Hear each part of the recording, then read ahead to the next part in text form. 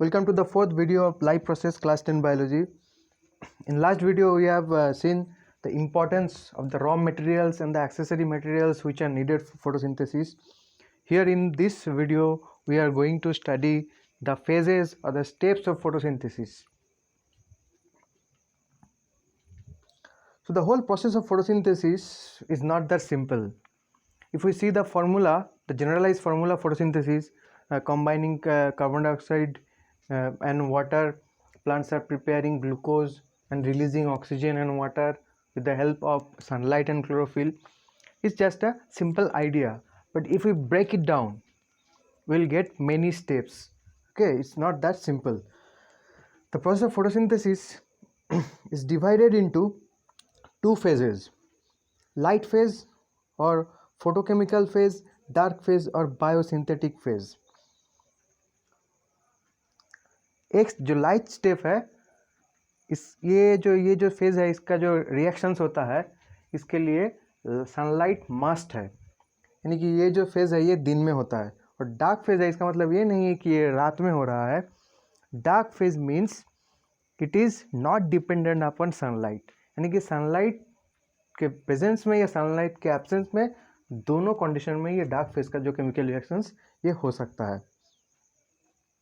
First will see what is light phase. This is the first phase of photosynthesis where sunlight is necessary. Okay, that is why it is known as photochemical phase. यानी कि photos यानी कि light के presence में जो chemical reactions यहाँ पे हो रहा है. It was discovered in 1939 back in 1939 by Robin Hill. So he discovered light phase as well as Robin Hill discovered the reactions of light phase.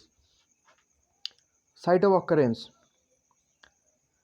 We know that chloroplast is the kitchen of leaf, but chloroplast is further divided into grana and stroma. This grana is the site of occurrence of the chemical reactions of light phase. तो ग्राना जो coin like structure thylakoid से बना होता है, thylakoid का membrane में light phase का reactions होते रहता है. The reaction centre of light phase, यानी कि लाइट फेज का रिएक्शन कहाँ पे होता है. ये जो थाइलाकोइड का जो मेम्ब्रेन होता है, थाइलाकोइड का मेम्ब्रेन में लाइट रे को एब्जॉर्ब करने के लिए क्लोरोफिल से बना हुआ दो मशीनरी रहता है, जिसका नाम है फोटोसिस्टम 1 एंड फोटोसिस्टम 2, जिसको शॉर्ट में PS1 और PS2 कहा जाता है. So PS1 and PS2 are the reaction centre for photosynthesis. ये दो मशीन है जो क्लोरोफिल से बना होता है, जो अलग अलग वेवलेंथ का सनलाइट को एब्जॉर्ब कर सकता है. Materials required: sunlight, chlorophyll and ADP. जो चीज़ लाइट फेज का रिएक्शंस के लिए ज़रूरत होता है. सो लाइट फेज यानी कि यहाँ पे सनलाइट के बिना तो हो नहीं सकता. क्लोरोफिल जो सनलाइट को एब्जॉर्ब करेगा, और एनर्जी का inactivated form, switch off form of energy is known as ADP, adenosine diphosphate. Okay, यहाँ पे और भी एक केमिकल सब्सटेंस का जरूरत होता है जिसका नाम होता है NADP, nicotinamide adenine dinucleotide phosphate. But यहाँ पे हम शॉर्ट में डिस्कस कर रहे हैं, इसलिए सब मतलब सारी चीज़ के बारे में जिक्र नहीं किया जा रहा है. What are the steps of light phase? Light phase start with activation of chlorophyll by absorbing sunlight. Sunlight absorb करके chlorophyll एक्टिवेटेड हो जाता है. कैसे एक्टिवेट होता है? क्लोरोफिल न्यूट्रल मॉलिक्यूल्स रहता है. जैसे ही सनलाइट का एनर्जी मिल जाता है, क्लोरोफिल क्या करता है, अपने इलेक्ट्रॉन को छोड़ देता है. तो इलेक्ट्रॉन को छोड़ के क्लोरोफिल यानी कि नेगेटिव चार्ज को छोड़ दिया, तो क्लोरोफिल पॉजिटिवली चार्ज हो जाता है. तो ऐसा क्लोरोफिल को एक्टिवेटेड क्लोरोफिल कहा जाएगा. अब दिस एक्टिवेटेड क्लोरोफिल और positively charge chlorophyll, what it will do, it will break down the water into hydrogen ion and hydroxide ion, H plus and OH minus. And this reaction was discovered by Robin Hill. That's why it is known as Hill reaction or photolysis. यानी कि photo का मतलब होता है light और lysis का मतलब होता है ब्रेक डाउन, यानी कि लाइट के प्रेजेंस में वाटर को ब्रेक डाउन किया जा रहा है. सो ये वाटर को ब्रेक डाउन कौन कर रहा है? Activated chlorophyll. Now what are the fates of this hydrogen ion और हाइड्रोक्साइड आयन? ये दोनों क्या होगा? ये दोनों से ये जो हाइड्रोक्साइड आयन है, this is a very unstable ion. Okay, ये बहुत ज़्यादा देर तक OH माइनस कंडीशन में रह नहीं सकता है।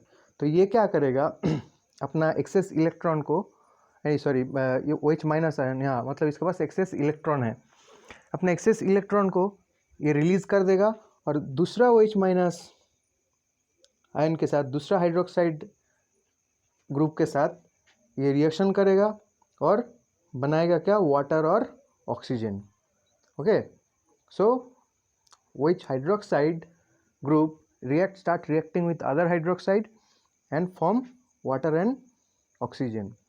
तो ये ऑक्सीजन स्टोमाटा के थ्रू रिलीज कर दिया जाएगा एटमॉस्फेयर में, वाटर जो रिक्वायर्ड अमाउंट है उसको रख दिया जाएगा सेल के अंदर, और एक्सेस अमाउंट ट्रांसपीरेशन प्रोसेस के थ्रू स्टोमाटा से एटमॉस्फेयर में रिलीज कर दिया जाएगा। Transpiration, you know, transpiration is the process of releasing excess water in the form of water vapor by stomata। और ये हाइड्रोजन कहाँ जाएगा, मैंने बोला था एक दूसरा केमिकल सब्सटेंस होता है NADP। NADP हाइड्रोजन को एक्सेप्ट कर लेगा और चल जाएगा डार्क फेज में। तो यहाँ पे वो जानना जरूरी नहीं है। तो मेन जो चीज़ है लाइट फेज का वो है फोटोफॉस्फोराइलेशन। ये होता क्या है, energy of sunlight is converted into chemical energy. यही है लाइट फेज का मेन मुद्दा। सनलाइट का जो लाइट एनर्जी है उसको केमिकल एनर्जी में कन्वर्ट करना पड़ेगा। वो कैसे, सेल के अंदर जो ADP या एडिनोसिन डाइफॉस्फेट होता है और सनलाइट के प्रेजेंस में क्या करेगा, दूसरा इनऑर्गेनिक फॉस्फेट, दूसरा फॉस्फेट मॉलिक्यूल के साथ रिएक्शन करेगा और फॉस्फेट मॉलिक्यूल इसके साथ कंबाइन हो जाएगा और बन जाएगा एडिनोसिन ट्राइफॉस्फेट। यहाँ पे डाइफॉस्फेट था, दोनों फॉस्फेट था, और एक तीसरा फॉस्फेट जुड़ गया तो बन गया adenosine triphosphate. And this is the switch on form और एक्टिवेटेड फॉर्म ऑफ एनर्जी। इसको एनर्जी करेंसी भी कहा जाता है, ATP को। Here you can see the full forms of ADP and ATP, adenosine diphosphate and adenosine triphosphate. तो light phase में क्या हुआ, अल्टीमेटली सनलाइट का जो लाइट एंड हीट एनर्जी वो कन्वर्ट हुआ ATP में, यानी कि केमिकल एनर्जी में। अब स्टार्ट होगा dark phase. This is the second phase of photosynthesis followed by light phase, where presence of light is not necessary, means without the help of light also it can be done। and जो dark phase का जो reactions होता है it occurs both in day and night, दिन में भी होता है रात में भी होता है, कभी भी हो सकता है, लेकिन लाइट फेज जो होता है वो सिर्फ दिन में ही होता है। Dark phase was discovered by Melvin Kelvin in 1954 and that for that reason he got Nobel Prize। Okay, इसीलिए इनको नोबेल प्राइज मिला था। और डार्क फेज का जो रिएक्शंस है इसको केल्विन के नाम से केल्विन फेज भी कहा जाता है या केल्विन रिएक्शंस भी कहा जा सकता है डार्क फेज को। डार्क फेज का दूसरा नाम था बायोसिंथेटिक फेज। बायोसिंथेसिस यानी कि डार्क फेज के थ्रू प्लांट पहला ऑर्गेनिक मटेरियल प्रोड्यूस कर रहा है। ओके, यानी कि लाइट एनर्जी को जो केमिकल एनर्जी में कन्वर्ट किया गया था, यहाँ पे आके क्या करेगा, केमिकल एनर्जी को पोटेंशियल एनर्जी में कन्वर्ट किया जाएगा। इसका साइट होता है स्ट्रोमा, क्लोरोप्लास्ट में ग्राना के बाहर जो साइटोप्लाज्मिक जो मैट्रिक्स होता है क्लोरोप्लास्ट का उसको कहा जाता है स्ट्रोमा। तो स्ट्रोमा में डार्क फेज का रिएक्शंस होता है। इसके लिए क्या क्या चीज़ चाहिए, ATP चाहिए जो कि लाइट फेज में प्रोड्यूस हुआ था। अब प्लांट अपना लीव का स्टोमाटा से कार्बन डाइऑक्साइड डिफ्यूजन प्रोसेस से एब्जॉर्ब करेगा और कार्बन डाइऑक्साइड के साथ रिएक्शन करने के लिए, कार्बन डाइऑक्साइड एक इनऑर्गेनिक मॉलिक्यूल है, उसको ऑर्गेनिक मॉलिक्यूल में कन्वर्ट करना पड़ेगा। इसीलिए उसको एक दूसरा कार्बन डाइऑक्साइड के साथ रिएक्शन करने के लिए एक कंपाउंड रहता है, इसको कहा जाता है कार्बन रिसीविंग कंपाउंड, जो जनरली RUBP होता है, राइबुलोस बिसफॉस्फेट।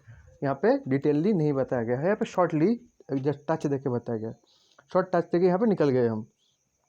तो क्या होता है मेनली डार्क फेज में, कार्बन रिसीवर जो कंपाउंड है that will react with carbon dioxide to forms carbon compound called carbon assimilation.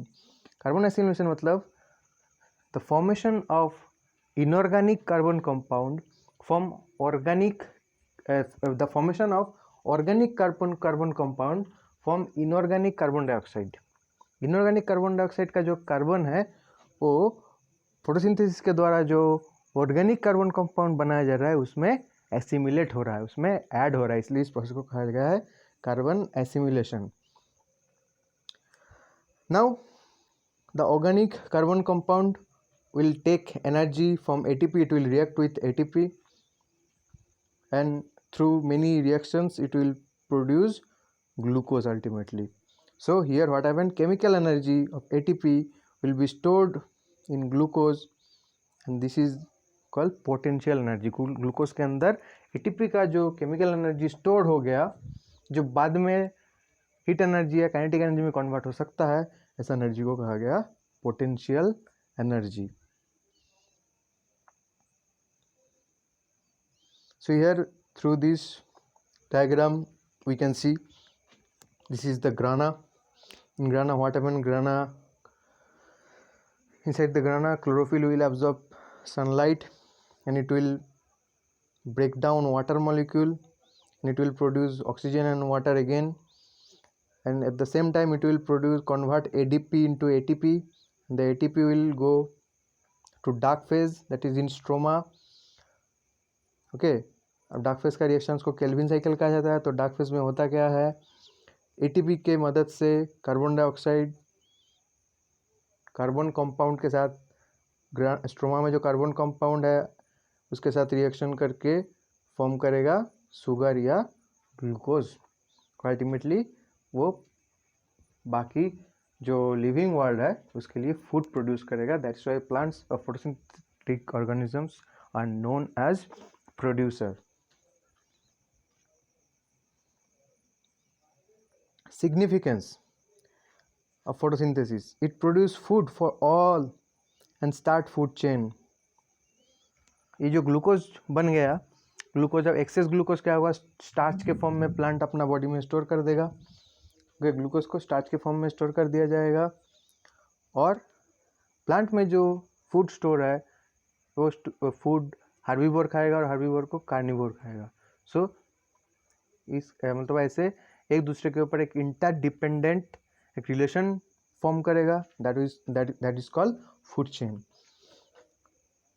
The oxygen produce during the photosynthesis that balance the concentration of oxygen and carbon dioxide, यानी कि photosynthesis oxygen को release कर रहा है और carbon dioxide को photosynthesis के दौरान प्लांट absorb कर रहा है। So releasing oxygen and absorbing carbon dioxide is maintaining the ratio of the concentration of oxygen and carbon dioxide in atmosphere. Third, organic compounds are synthesized from inorganic compounds. Carbon dioxide एक inorganic compound है। अब इस carbon dioxide से C6H12O6 form होगा, glucose form होगा, जो कि एक ऑर्गेनिक कंपाउंड है। तो ये फोटोसिंथेसिस के थ्रू ही पॉसिबल है। Thank you.